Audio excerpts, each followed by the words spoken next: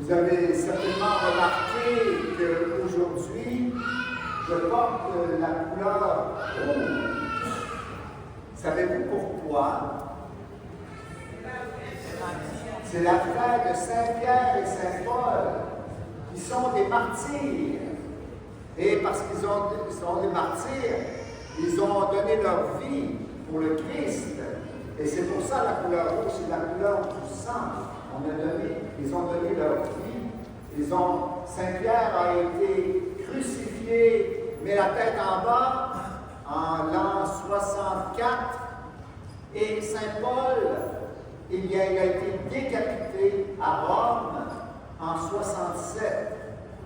Alors, c'est pour ça qu'on célèbre aujourd'hui. C'est pas pour ça tout à fait, hein, parce qu'il y a d'autres martyrs, grands martyrs dans l'Église. Mais quand arrive le dimanche, ils cèdent toujours la place, les martyrs cèdent la place au dimanche, qui est la célébration de Pâques, célébration de la résurrection du Christ, qui est au cœur de notre vie, de notre foi chrétienne. Et alors, bien, justement, aujourd'hui, ça tombe un dimanche, et là, tout d'un coup, on persiste à célébrer les apôtres Pierre et Paul. Pourquoi? Bien, parce qu'ils sont fondamentaux dans l'Église. Oui, Jésus a fondé son Église sur les 12 apôtres, mais justement, il a donné entre les mains de Pierre et de Paul la charge, le rôle de faire grandir l'Église, qu'elle s'épanouisse et se diffuse partout dans le monde. Pierre et Paul ont fondé des communautés vivantes un peu partout là où ils étaient, où ils vivaient. Et c'est justement c'est pour cela qu'ils sont comme les pères de l'Église, hein, parce que Jésus avait fondé la petite communauté des 12 apôtres, mais ça n'allait pas plus loin que cela à Jérusalem. Voilà que si l'Église, nous sommes dans l'Église, nous aussi, à des milliers de kilomètres de distance de Jérusalem, eh bien c'est grâce au travail, au don d'eux-mêmes, au témoignage de foi et d'amour de nos pères dans la foi que sont Pierre et Paul. Et ce qui est extraordinaire dans leur témoignage, c'est qu'ils nous donnent des éléments de base pour que la communauté puisse grandir, puisse fleurir, puisse donner beaucoup de fruits. Et un des éléments de base qui va faire que notre communauté va fleurir, va donner beaucoup de fruits, bien, il faut que notre communauté repose sur des témoignages de foi qui reposent sur une rencontre personnelle avec Jésus. Voyez-vous, comme Pierre l'a fait, et Paul aussi d'ailleurs, cette rencontre personnelle avec le Christ. Pierre, c'est au bord du lac de Galilée alors qu'il était pêcheur.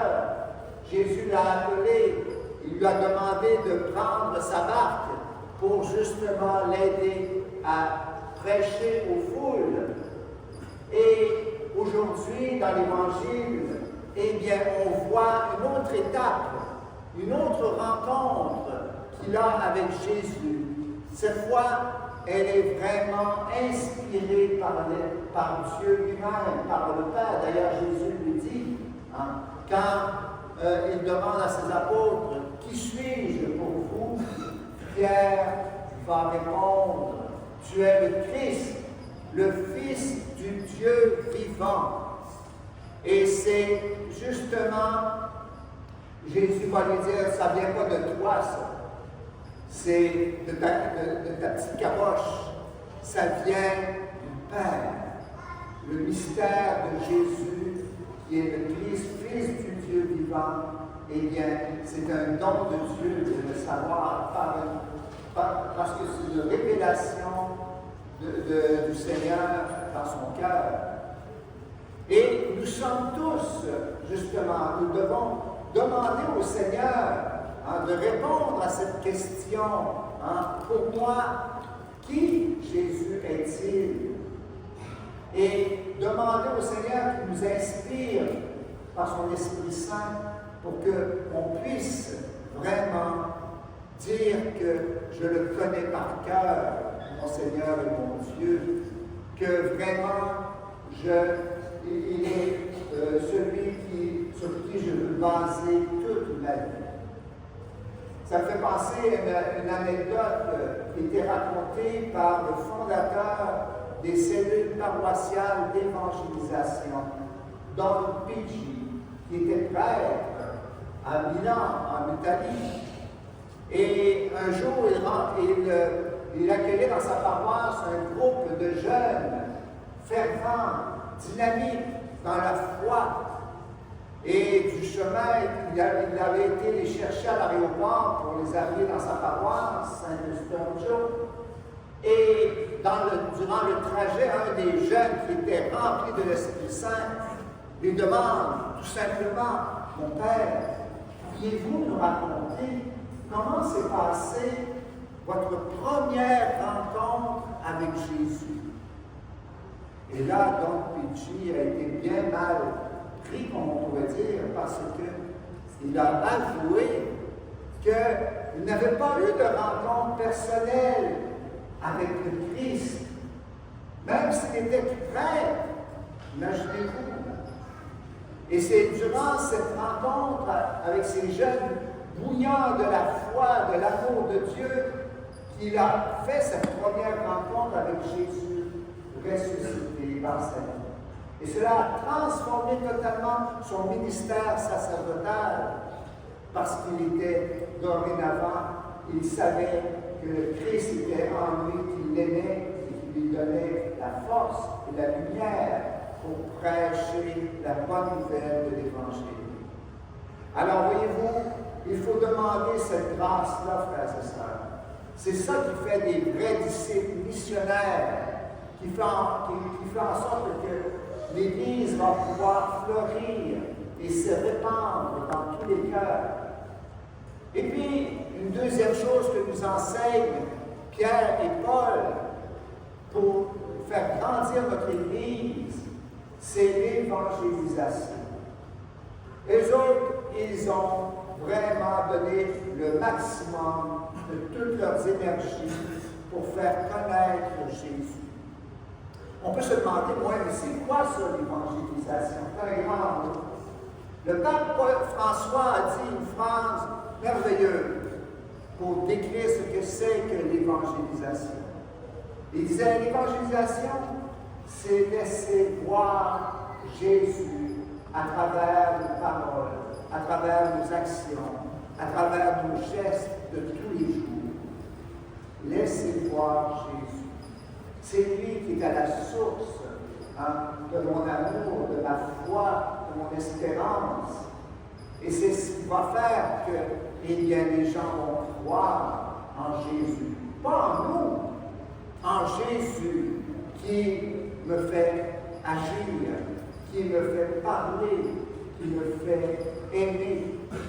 Et c'est comme ça que la foi va justement se répandre dans le cœur. Et une dernière chose qui m'a frappé, quand vous regarderez votre prion en l'Église, sur la couverture, qu'est-ce qu'on en voit? Une prison, oui. Et la porte, comment elle est? Ouverte, voilà. Alors ça c'est un beau symbole qui unit Pierre et Paul, parce que tous les deux ont été emprisonnés durant leur vie. À cause du Christ, ils ont perdu la liberté. Mais à cause du Christ aussi, ils ont été libérés. La porte de leur prison matérielle s'est ouverte. On l'a entendu dans la première lecture.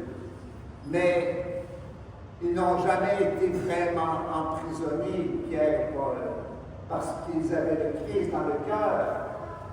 Lui qui les a libérés de leur peur, peur de la persécution, peur des autres qui sont contre eux, peur de la mort, peur de la souffrance, peur de tout. Jésus les a affranchis de leur peur. Pierre et Paul sont devenus des hommes libres pour aimer avec le cœur de Jésus.